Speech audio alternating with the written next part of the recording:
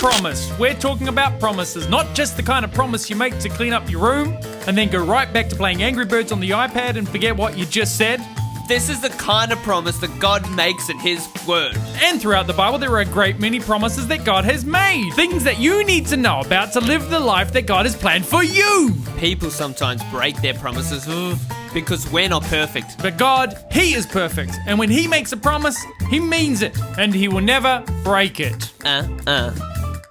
Welcome, everybody, to the greatest story of all time. A story filled with adventure, danger, courage, danger, a princess and a little dog named Danger. This story has it all. Dan, what are you talking about? Just a story about an incident from when we were kids. You are not talking about... Oh yes, I'm talking about the high diving board. Not the swimming pool story. No. Oh, not the... Many moons ago, when we were much younger, we found ourselves in unfamiliar territory. The sun was sunny. The sky was found up in the sky, and a school bus was pulling into a local swimming pool. As the children disembarked in an orderly fashion, except for little Tommy Spence, who always rushed to be in the front of every line, nobody realised that today would change the lives of two little boys. Yes, there we were, Dan. You and I excited for swimming lesson day. You were wearing your new Transformer swimming shorts. And you had your brand new Barbie doll towel. No, I didn't. Sorry, it was Cinderella. No, it wasn't. It was an Iron Man towel. It was distinctly an Iron Man towel because I remember when I first used it, you asked who it was and I was like, oh, it's Iron Man. And you were like, oh, does he do the ironing? And I was like, no, he's a superhero and he pays people to do his ironing. Okay. So we were standing there at the edge of the pool. You had an excited look on your face because you love swimming. I had a confused look on my face because you had a Sleeping Beauty towel. Iron Man. But we didn't get into the pool that day. The teacher said that we were going to do something different. This was a shock, not only to myself and my companion, but to all of the kids in our class, especially Tommy Spence, who had already jumped into the pool. The teacher explained that because we've done such a good job learning freestyle swimming, backstroke, butterfly, and doggy paddle, that we would have a special treat this lesson. We were allowed to jump off the high diving boards. We all celebrated, but you, my friend of many long years, seemed disheartened. I thought it must have been because you had a Minnie Mouse towel. Iron Man. But it seemed much more serious than that. You looked taken aback, like when you steal candy from a baby. So I've heard. I had never told anyone that I was afraid of heights, and I didn't want anyone finding out. Next thing I knew, I was standing on the edge of what could only be described as the tallest structure known to man. It was the kids' diving board. And I was a kid. Yeah. And so were all the little girls from kindergarten who were jumping off the diving board. I couldn't do it, Dan. I just couldn't do it. I climbed down and walked the walk of shame while the whole school, literally the entire school, was laughing at me.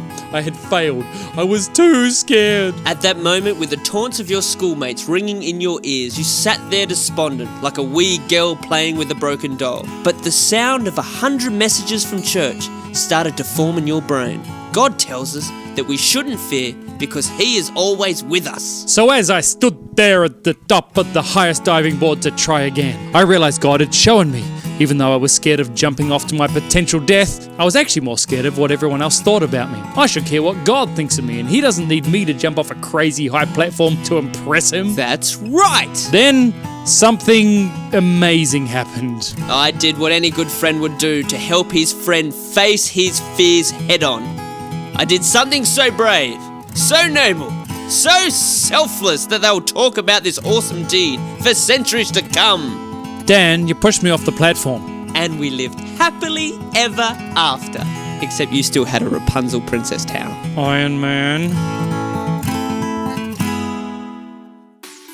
Never fear, always near. God promises to never leave you or let you down. Psalm 32 verse 8, I will guide you and teach you the way you should go. I will give you good advice and watch over you. There are times when we might feel alone or left out in the cold by life. The truth is, we are not alone. God promises that He will never leave us or let us down. He won't leave us out in the cold. He won't forget about us, and He doesn't give up on us when things get too hard. He is always with you. In the Bible, we read about Joshua. When Moses had died, Joshua was to lead God's people into the promised land. It wasn't going to be easy. The city of Jericho was a fortress, surrounded by high walls and inside an army, ready for battle. He would have been terrified. Deuteronomy 31:6 says, "Be strong and courageous. Do not be afraid or terrified because of them, for the Lord your God goes with you. He will never leave you nor forsake you." God was with Joshua, and God is with us, and He promises never to leave us or let us down.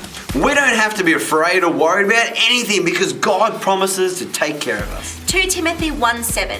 God didn't give us a spirit that makes us weak or fearful. He gave us a spirit that gives us power and love. It helps us control ourselves. Wherever we go, He is there. No matter what we're facing, we're not alone. Never fear, He's always near. God promises to never leave you or let you down.